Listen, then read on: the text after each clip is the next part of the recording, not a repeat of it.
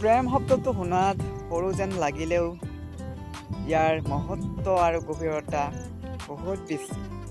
ইয়া হয়তো সকলোৱে জানে। দুখন হৃদয়ৰ মিলনক প্ৰেম বুলি কোৱা হয় আৰু বিবাহক প্ৰেমৰ সফল প্ৰাপ্তি। আচলতে কি জানেনে, নোপোৱাৰ বেদনাতকৈ পায়ো হেৰুৱাৰ বেদনা বহুত কষ্টকৰ। আপোনাৰ প্ৰেম সফল হ'ল, আপোনাৰ আপোনজন আপোনাৰ ওচৰত আছে।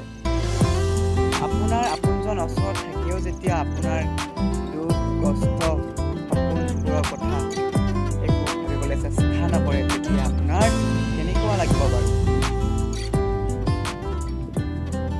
আপুনি যেতিয়া হাতত হাত ধৰি হেজাৰটা সপোন ৰচাৰ কল্পনা কৰিছিল আৰু সেই কল্পনাৰ এটা সপোনে বাস্তৱত পৰিণত নহ'লে আপোনাৰ কেনেকুৱা লাগিব?